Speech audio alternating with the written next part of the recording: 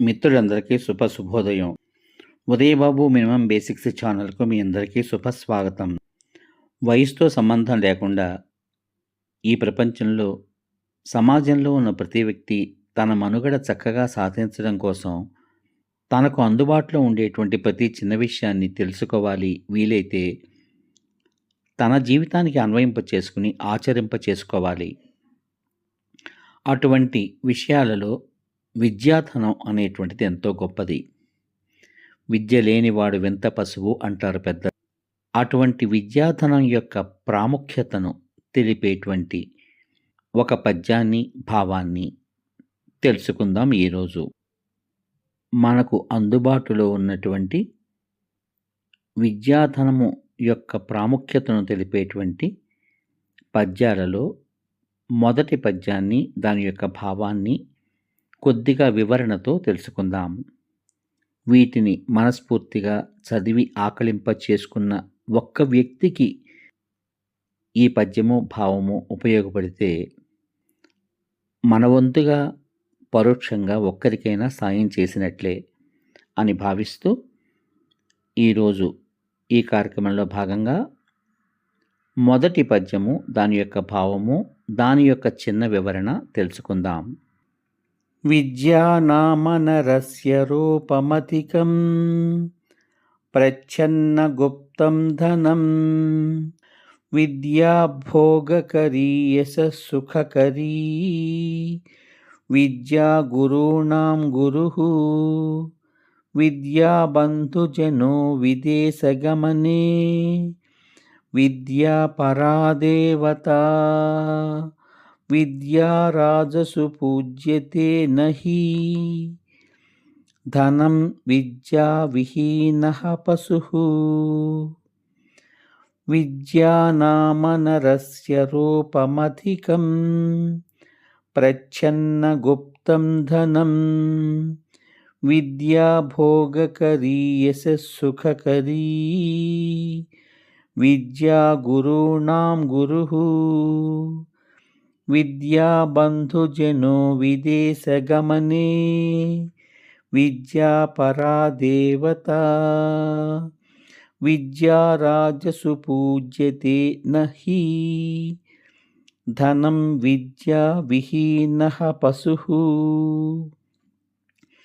విద్యానామనరస్య రూపమధికం ప్రచ్ఛన్న గుప్తం ధనం విద్యాభోగకరీ యశస్సుఖకరీ విద్యా గురూణాం గురుః విద్యాబంధుజనో విదేశగమనే విద్యా పరాదేవతా విద్యారాజసు పూజ్యతే నహి ధనం విద్యా విహీనః పశుః.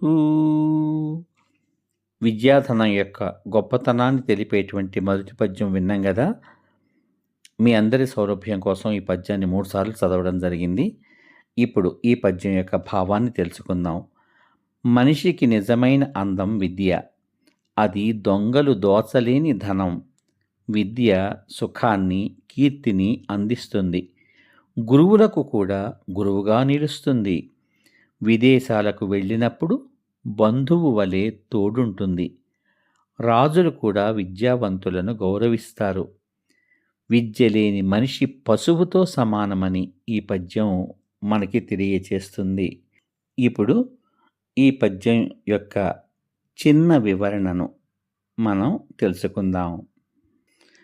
ఈ పద్యం విద్యను కేవలం జ్ఞానంగా కాకుండా మనిషి యొక్క నిజమైన స్వరూపంగా చిత్రిస్తుంది. సాధారణంగా మనం అందం అంటే శరీర సౌందర్యం అనుకుంటాం. కానీ యవ్వనం శాశ్వతం కాదు, సంపదలు శాశ్వతం కాదు, పదవులు కూడా శాశ్వతం కావు. అయితే విద్య వల్ల వచ్చే వ్యక్తిత్వం, వివేకం, సంస్కారం మాత్రం మనిషిని జీవితాంతం అలంకరిస్తాయి. ఒక వ్యక్తి ఎంత చదివాడు అన్నది ముఖ్యమేమీ కాదు. అతని మాటల్లో, ప్రవర్తనలో, నిర్ణయాలలో విద్య ప్రతిబింబించాలి. ఈ పద్యం మనకు ఒక ప్రశ్న వేస్తుంది. నువ్వు విద్యను సంపాదిస్తున్నావా లేక కేవలం సర్టిఫికెట్లు సంపాదిస్తున్నావా అని.